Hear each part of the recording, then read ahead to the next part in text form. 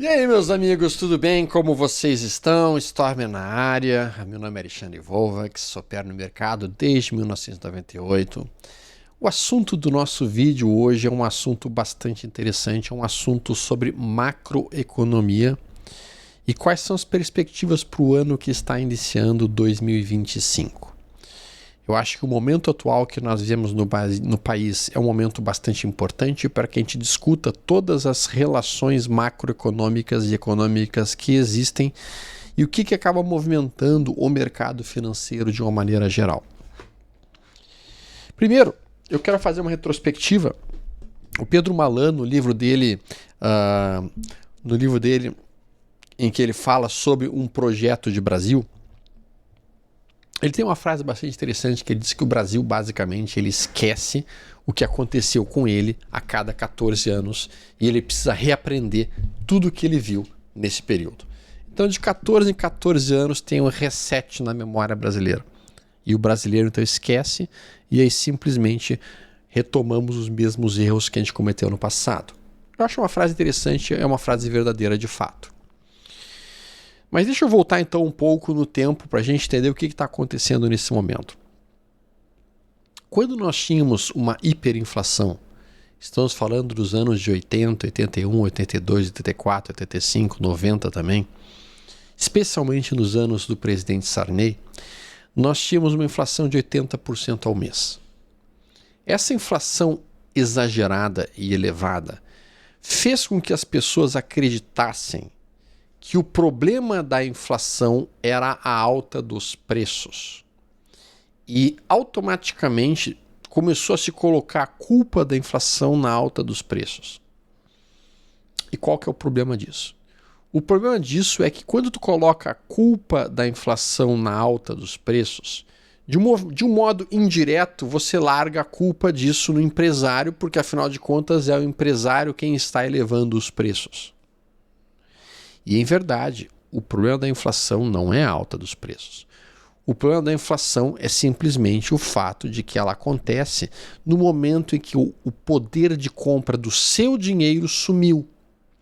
E o poder de compra do seu dinheiro some justamente quando literalmente você tem uma impressão de dinheiro e você tem falta de responsabilidade fiscal. Essas duas coisas fazem com que a inflação dispare. Só que quando você fala que o problema da inflação é a alta dos preços, você bota a culpa no empresário. Hoje, no Brasil, nós estamos vivenciando um cenário bastante similar, que é o quê? Nós estamos colocando a culpa de uma taxa de juros alta no sujeito errado. Nós estamos literalmente matando o mensageiro. O que tu quer dizer com matando o mensageiro, Alexandre? Tinha um rei na Grécia Antiga que quando ele recebia um mensageiro trazendo notícias ruins, ao invés dele ir atrás da causa da notícia e resolver o problema, ele matava o mensageiro. Simples assim. Hoje, no Brasil, todo mundo dizendo e usando a narrativa de que o Banco Central subiu a taxa de juros, de que o Banco Central é que é o malvadão, o Banco Central é que quer que o pobre se dê mal. Vamos por partes. O Banco Central, ele hoje funciona de uma maneira independente e com o objetivo de atingir uma meta de inflação. A meta de inflação que é definida pelo Copom, que é basicamente o órgão monetário principal, incluindo aí ministro da Fazenda, incluindo aí o presidente do Banco Central, que organizam qual é a meta da inflação que eles querem. O Banco Central tem como mandato buscar essa meta. E a forma de buscar essa meta, basicamente, é manter o dólar o mais baixo possível. E para manter o dólar o mais baixo possível, nós precisamos do quê? Nós precisamos que o investidor estrangeiro mantenha os seus recursos em dólar no país. Isso é básico. Se o investidor estrangeiro tira os seus dólares do Brasil e manda seus dólares para a Bolsa Americana, ou para criptomoedas, ou para qualquer outro local, isso produz necessariamente uma compra de dólares aqui, o dinheiro sai do real e vai para dólar, e isso empurra o dólar para cima. Com o dólar subindo, automaticamente toda a nossa cadeia logística de produção no país dispara em termos de custos. E as nossas matérias-primas ficam mais caras, e tudo fica mais caro, e a nossa comida fica mais cara, e a inflação dispara. Então, uma das maneiras que o Banco Central tem para controlar a inflação é manter o dólar estabilizado. E se mantém o dólar estabilizado ou baixo através de uma taxa de juros mais alta do que a taxa de juros americana. Então, quanto mais alta estiver a nossa taxa de juros em relação à taxa de juros americana, mais atrativo nós ficamos para o investidor estrangeiro pegar o seu dinheiro e trazer o seu dinheiro para o Brasil. Se a distância entre a taxa de juros Brasil e a taxa de juros Estados Unidos fica muito próxima, não há interesse do investidor estrangeiro manter o seu dinheiro aqui no país, e automaticamente significa fuga de capital aqui do Brasil e indo para fora. Bom, tudo bem, então a gente entende que a taxa de juros alta consegue manter o dólar relativamente contido na maior parte das vezes. Na maior parte das vezes.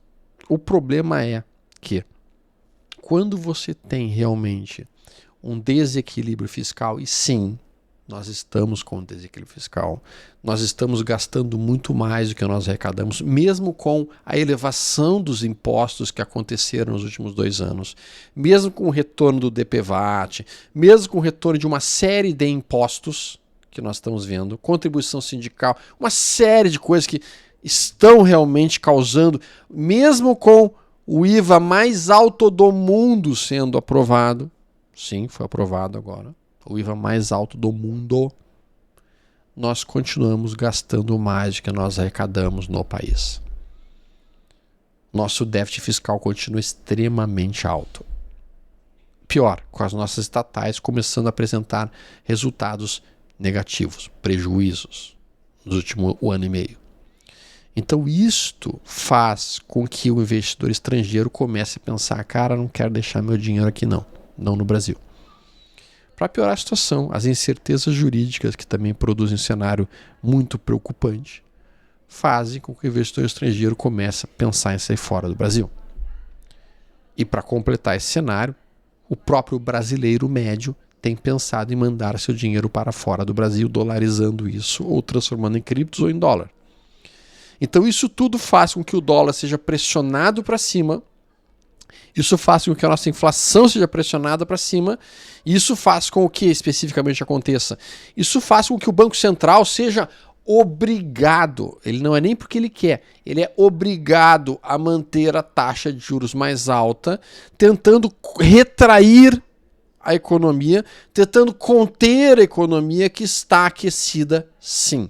O lado bom disso, nosso desemprego está baixo. Esse é o lado bom, muito bom, diga-se de passagem. Só que o desemprego muito baixo produz inflação. Sim.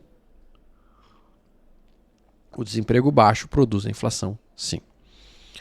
Então, neste momento, porque nós não temos uma produção industrial forte, o Brasil não é um país industrializado, a nossa oferta de produtos não consegue fazer frente à demanda dos produtos. É triste dizer isso? Sim, é triste dizer isso.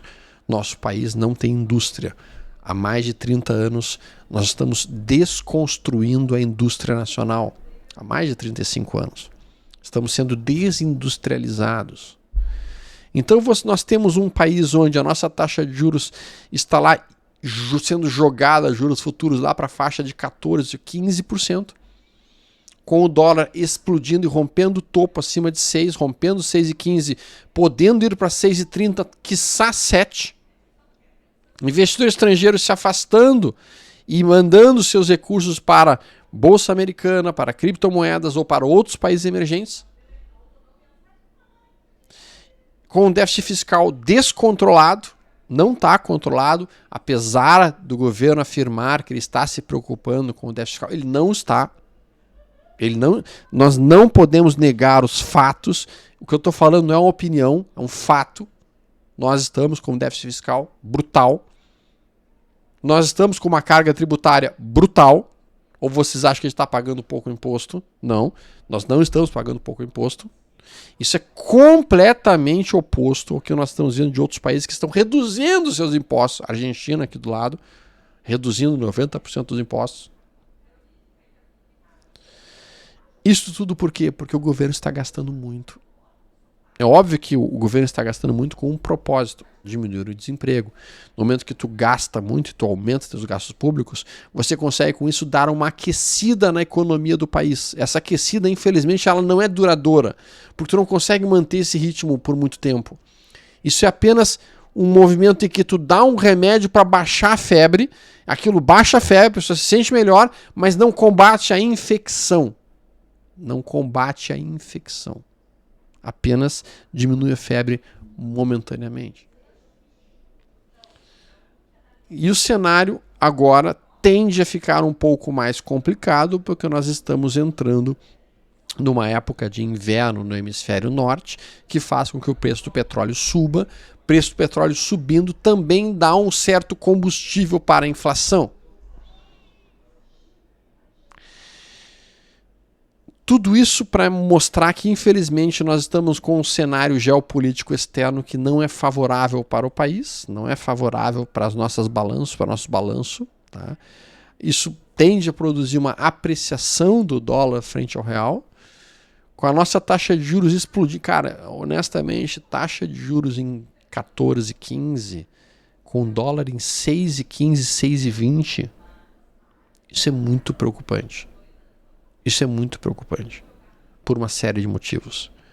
O que eu estou falando aqui não é nenhum tipo de opinião política, o que eu estou falando aqui é a mera constatação do cenário macroeconômico que nós estamos olhando nesse momento. As nossas estatais dando prejuízo, primeiro ponto. O imposto extremamente alto, os impostos altos, o que dificulta o empresário a gerar, digamos assim, uma economia mais pujante. Isso desindustrializa o país ao longo do tempo. Estamos vendo cada vez mais o Estado inchado, a máquina inchada, pesada, difícil de ser sustentada. Estamos vendo investidores estrangeiros saindo do país por falta de confiança em uma série de aspectos, falta de confiança na própria democracia do país, nos próprios aspectos jurídicos do país. Estamos vendo cada vez mais leis trabalhistas que dificultam o cenário das empresas conseguirem criar empregos aqui. O cenário não é positivo para 2025, ainda assim nós podemos, de alguma maneira, construir alguns caminhos que levem a um ano bom em 2025. Olhando tudo isso, para mim, parece bastante importante manter parte dos meus recursos em dólar, protegendo um pouco do meu poder de compra em dólar. Também parece interessante olhar para o cenário de criptos, porque é o que está realmente mais deslocando nesse momento. E nesse instante eu vejo o mercado brasileiro, infelizmente, muitas pessoas têm dito que ele está barato, mas a Bolsa Brasileira, no meu entendimento, ela não encontra-se barata, ela está apenas refletindo o cenário ruim macroeconômico que nosso país vencia. Então não, a Bolsa Brasileira não me parece barata neste momento e eu não estou olhando para ela com olhares de desejo ou olhares de que é uma oportunidade. Não vejo isso ainda acontecendo. Talvez mais adiante, mas por enquanto ainda não. Um abraço, não esqueça de deixar um like, deixe seu comentário logo abaixo.